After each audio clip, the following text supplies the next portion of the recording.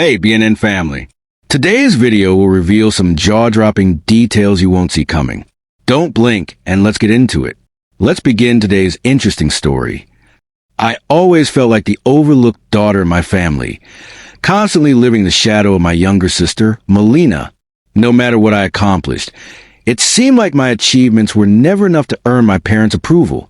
Graduating from Cornell with honors and landing a prestigious job should have been milestones worth celebrating, but instead, they were brushed aside as if they were insignificant compared to Melina's smaller achievements. It was as though my success only served to highlight her shortcomings. Despite my efforts to express how this favoritism affected me, my attempts were met with gaslighting and dismissal. "You're being dramatic," they would say, or "you just need to be more supportive of your sister."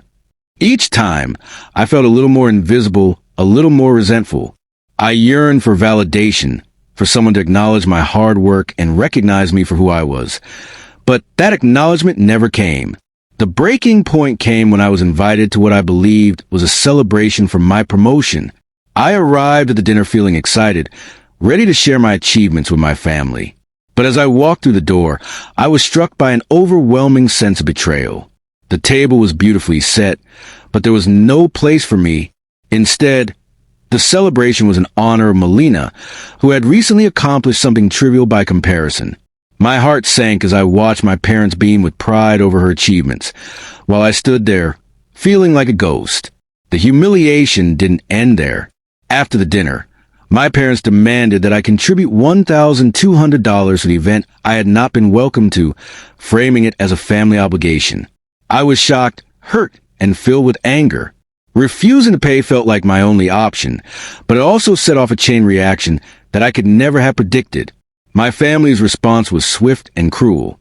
They launched a coordinated smear campaign against me on social media, portraying me as ungrateful and selfish. The public humiliation cut deep, and for a moment, I felt completely isolated. However, amidst the darkness, something unexpected happened. Extended family members and friends who had witnessed my family's behavior began to rally around me. They shared their own experiences of witnessing the favoritism and reached out with messages of support. Slowly, the tide began to turn and public opinion shifted in my favor. I felt a flicker of hope as I realized I was not alone. Ultimately, I made the difficult decision to cut ties with my immediate family. Blocking them from my life was an act of self-preservation, a way to reclaim my narrative. I realized that I didn't need their approval to be worthy or successful. As I distanced myself from their negativity, I began to focus on my own healing and growth. Over time, I built a new support system. I reconnected with my estranged aunt, who had always understood the complexities of our family dynamics. She became a beacon of wisdom and love, teaching me about healthy relationship dynamics and the importance of surrounding myself with people who valued and respected me.